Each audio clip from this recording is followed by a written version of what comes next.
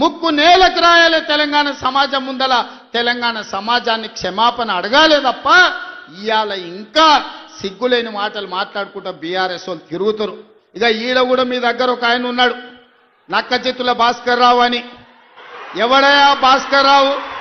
ఎవడు? జానారెడ్డి చెప్పులు మోసినోడు కాదా? జానారెడ్డి ఇంట్లో నీళ్ళ సీసాలు మోసినోడు కాదా?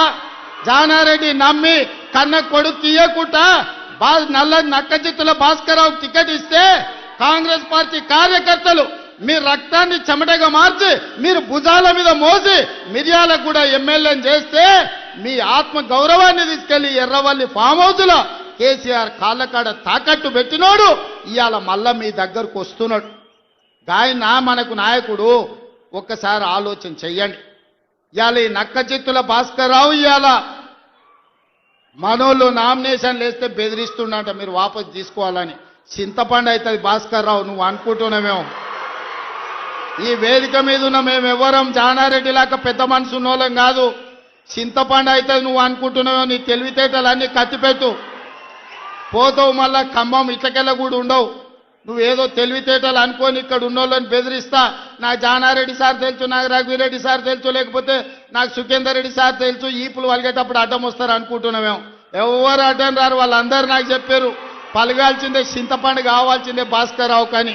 వాళ్ళందరిని అడిగినా ఏం సంగతి అని. ఇక ఏం లేదు చింతపండు కావాల్సిందే, చింతపండు చేయని చెప్పారు. అందుకే కాంగ్రెస్ పార్టీ కార్యకర్తలకు నేను చెప్పదలుచుకున్నా, ఎవరు భయపడాల్సిన పని లేదు. ఇట్లాంటి నక్క చిత్తులో చాలా మంది వస్తుంటారు. ఈ వినయాలన్నీ మన దగ్గర వనికిరావు. నమ్మి ఎమ్మెల్యేని చేస్తే నాగార్జున సాగర్ ఉప ఎన్నికలు జానారెడ్డిని ఓడగొట్టడానికి ఇల్లు తిరిగిండు. ఇంతకంటే మోసగాడు ఎవడని ఉంటాడా? ఇట్లాంటి మోసగాళ్ళని గెలవనిచ్చారంటే మిర్యాలకు కూడా గౌరవమే పోతుంది. అందుకే మిత్రులారా, ఈ మున్సిపల్ ఎన్నికల్లో ఈ వేదిక మీద నుంచి నేను ఒక్కటే మాట చెప్పదలుచుకున్నా. మిర్యాలగూడ నల్గొండ జిల్లాలో ఉండే 18 మున్సిపాలిటీల మీద నాకేం ఆలోచన లేదు, నాకేం రంది లేదు. 100% మీరు గెలిపిస్తారు, నాకు నమ్మకం ఉంది. కానీ రాష్ట్రంలో 123 గెలిచి తీరాలి.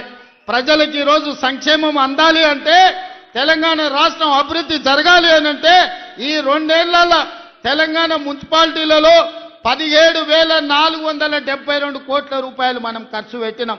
కేవలం నల్గొండ జిల్లా మున్సిపాలిటీలకు 2,028 కోట్ల రూపాయలు ఖర్చు పెట్టినాం.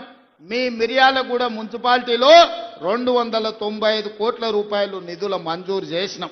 ఇవన్నీ మీ సమస్యలకు పరిష్కారం సరిపోతాయంటే సరిపోవు.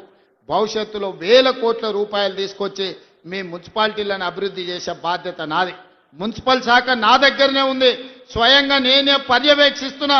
మీ మిర్యాలగూడానికి ఏం కావాలనో, నల్గొండ మున్సిపల్ కార్పొరేషన్కి ఏం కావాలనో, నాగార్జున సాగర్ల ఇండ్ల పట్టాలు ఇచ్చారు, కొన్ని పెండింగ్ ఉన్నాయి. జయవీర్ వచ్చి నాకు చెప్పిండు, ఎన్నికలు అవ్వంగానే మీ నాగార్జున సాగర్లో ఉన్న మున్సిపాలిటీ నందికొండలో ఉన్న ఇండ్ల పట్టాల సమస్యను కూడా ఇవాళ పరిష్కరించే బాధ్యత మన ప్రభుత్వం తీసుకుంటుంది. అందుకే ఇవాళ వడ్డించేటోడు మనోడు ఉన్నాడు, కానీ అడిగేటోడు కూడా మనోడు ఉండాలి. ఎవడన్నా అవతలోడు ఉంటే మంత్రులను అడగడు, మంత్రుల దగ్గరికి ఓడు. మనోడై ఉండాలి, మంత్రుల దగ్గరికి పోయేటోడు ఉండాలి. వెనకటికి పెద్దోళ్ళు చెప్పారు, మట్టి పనికి పోయినా ఇంటోడే పోవాలని. మరి ఇవాళ మీ మున్సిపాలిటీలు గెలవాలంటే కౌన్సిలర్లు, కార్పొరేటర్లు మనోళ్ళు ఉండాలి.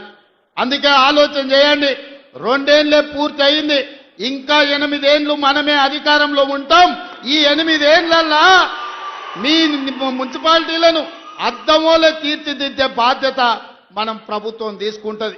పక్కనే మా పద్మకు ఉన్నది, కోదాడల ఏకగ్రీవం చేపించింది.